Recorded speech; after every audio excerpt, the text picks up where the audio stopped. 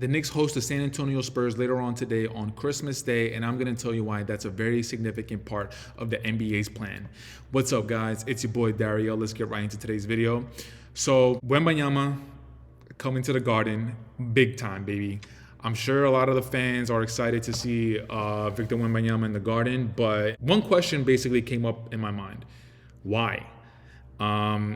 I feel like the Knicks might have been better suited playing against the Boston Celtics. It's always great when you got the Knicks going up against the Lakers. It's always great when you got the Knicks going up against Philadelphia 76ers. I just feel like there's a lot of different teams that Adam Silver could have put the Knicks up against that would have been better than the San Antonio Spurs.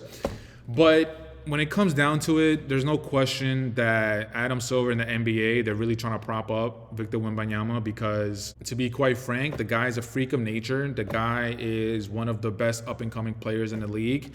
And LeBron James, Steph Curry, and KD, they are absolutely on their last legs. And Adam Silver, there's a lot of talk as far as the TV ratings going down. There's a lot of talk as far as like who is the best player, American player in the NBA, and the NBA is being run by foreigners. And yeah, who's going to be the next face of the league? And in my opinion, it's between it's between Anthony Edwards, it's between Giannis, it's between Jokic, it's between Victor Wembanyama, and low-key, Zion Williamson is in the conversation, but the thing is, Zion is just never healthy. So basically, bringing it back to San Antonio coming into the Garden on Christmas Day, later on today, putting Victor Wembanyama in the Garden, prime time, the first game to kick off the Christmas schedule. Like the NBA, they're just throwing him into the spotlight. They're really trying to get viewers, and they're really trying to get the casual NBA fan just to know a little bit about him. And if we take a look at the slate, man, right after that, we got the Minnesota Timberwolves going into Dallas. That makes sense. Western Conference Finals last season, Dallas pretty much just embarrassed the Minnesota Timberwolves, winning in 5 games, so that makes sense. LeBron versus Golden State versus Steph Curry, that makes sense. LeBron versus Steph, 2 out of the 3 elder statesmen, including Kevin Durant, who's been carrying the league for the past decade, so that makes complete sense.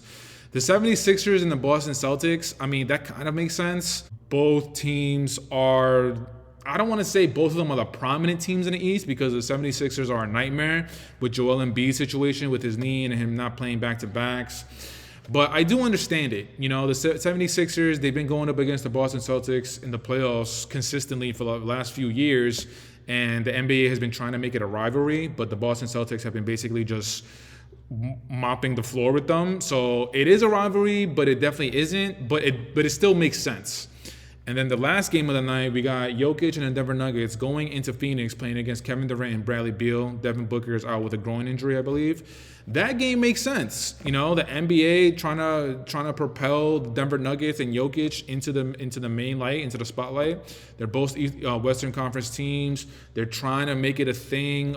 Phoenix 2 seasons in a row, I believe. They were eliminated by the Denver Nuggets. So all of these games kind of make sense, but when you bring it back to the beginning of Victor Wembanyama going into the Garden, playing against Jalen Brunson and Josh Hart, Mikal Bridges, and the Knicks, it's kind of like, okay, I guess.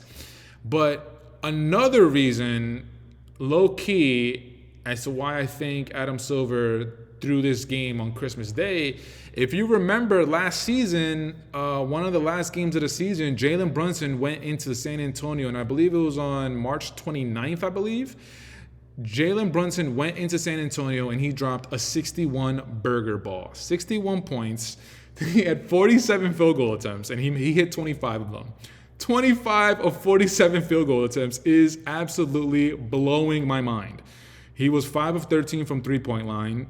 He grabbed 4 rebounds, dished out 6 assists, converting all 6 of his free throws. So I don't know. It's interesting because the Knicks, including this season, the last 3 seasons, the Knicks have been a good team. They've been making it to the second round of the playoffs. This season, we'll see what's going to happen. But I've always said that if the New York Knicks are good, if the Knicks are good, if the Lakers are good, if the Chicago Bulls, if the Miami Heat, if the Golden State, I'm sure I'm forgetting maybe like a couple more, but out of the 5 teams that I just mentioned, whenever those teams are good and competitive, and whenever they are contenders, the NBA is in an amazing spot. Right now, the New York Knicks, they're one of the contenders to coming out of the East. The Lakers, not so much. The Boston Celtics, absolutely. The Miami Heat, not so much. The Golden State Warriors, it's a little funky. It's a little iffy. We'll see what happens.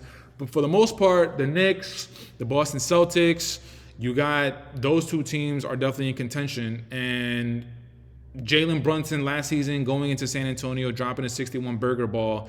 Like, I feel like Adam Silver in the NBA, they're like, okay, the Knicks are good. They got a premier player that they can highlight. So let's also throw him into the Christmas spotlight. And maybe it might be some sort of like a revenge type tip that Adam Silver's on. But I'm just trying to think of ways of which the NBA and Adam Silver and his team are trying to market this game. So there's a 61 burger ball that Jalen Brunson had. So I'm sure they had that in the back of their mind. Victor Wembanyama really trying to propel him into the forefront of the NBA market. So they have that in their mind. Hopefully it's not a blowout, because I am still expecting the Knicks to win and blow out the San Antonio Spurs. They have been playing better. The addition of Chris Paul, that's going to get you an automatic, like 8 to 10 wins just with his knowledge and his experience. He's definitely going to be helping Victor Wembanyama to get more easy buckets. And Victor Wembanyama, man, like I said in the beginning of this video, he's a freak of nature, but it's only his second season. There's still a lot of things that I see that he needs development in. He's taking way too many threes. And it's funny because whenever he gets these buckets like super close to the rim, I'm just like, dude, like, try and make that a main staple of your game. Like, I get it with the times that we're in today, with the three-point revolution, with the analytics. I understand all that stuff, but you're like 7'6", 7'7", and you play like a guard. Like, the advantages that you have if you just put your butt down below and just raise your arms to place the ball in the bucket, basically. But one thing I do want to keep my eye on, I'm wondering if KAT is maybe gonna explode this game and have like a really, really big game.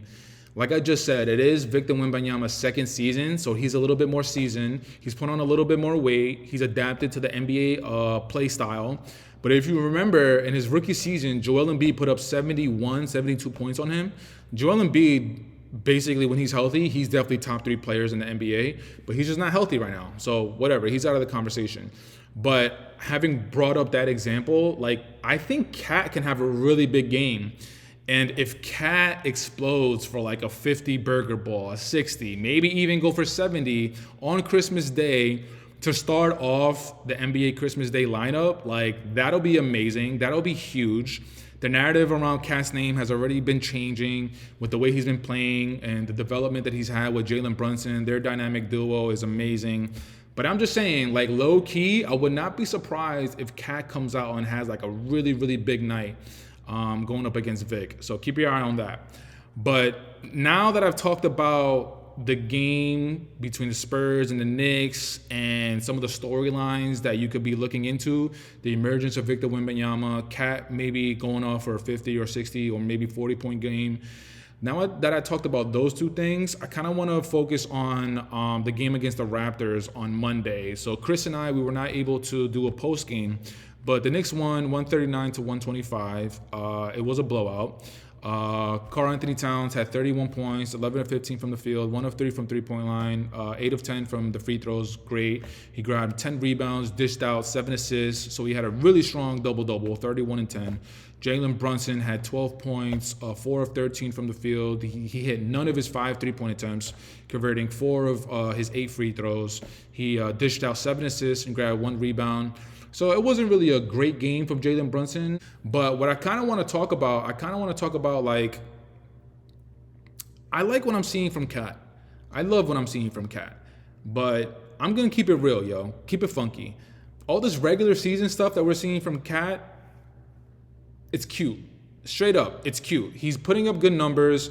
I'm happy for him. More than likely, he's going to be the all-star representing the Knicks alongside Jalen Brunson in the all-star game this year. But the all-star game is a joke, but that's a different story for a different day.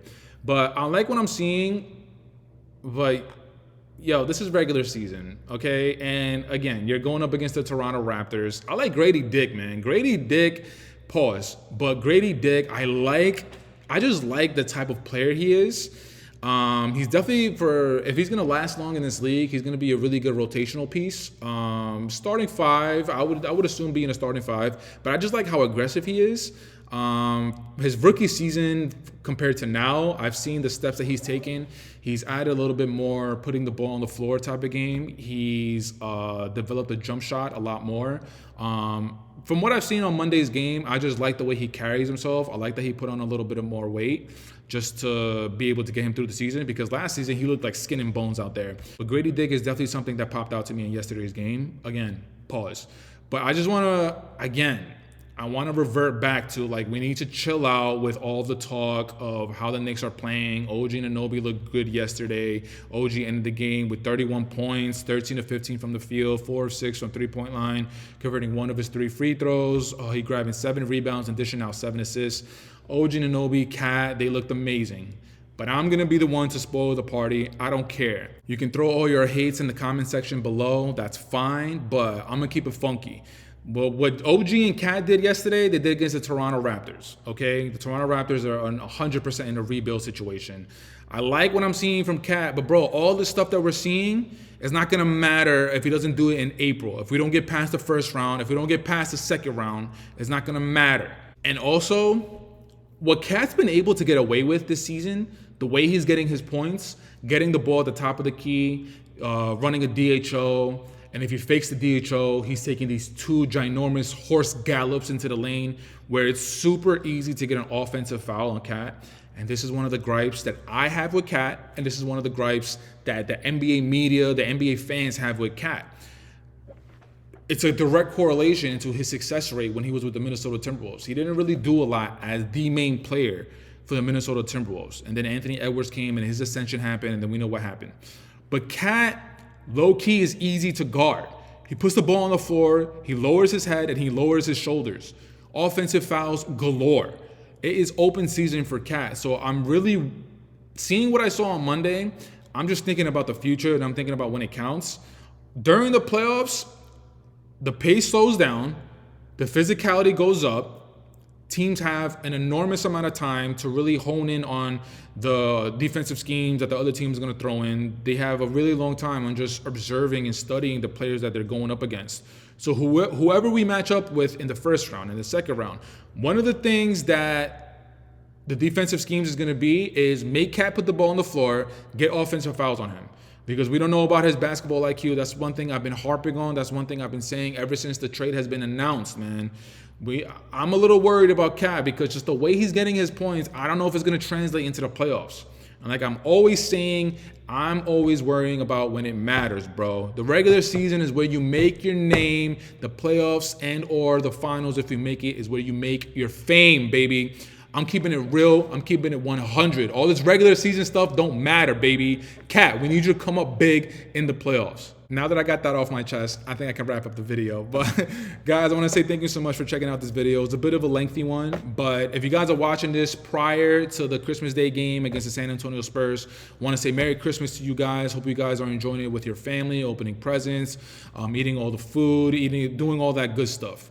But until next time, you guys know the drill. You know the vibes. Jalen Brunson for all the MVPs. The deuce is loose for co-MVP. OG Anunoby for Defensive Player of the Year. And Taj Gibson, we miss you, bro. Taj Gibson for president. And until next time, I'll check you out in the next video. Queens forever.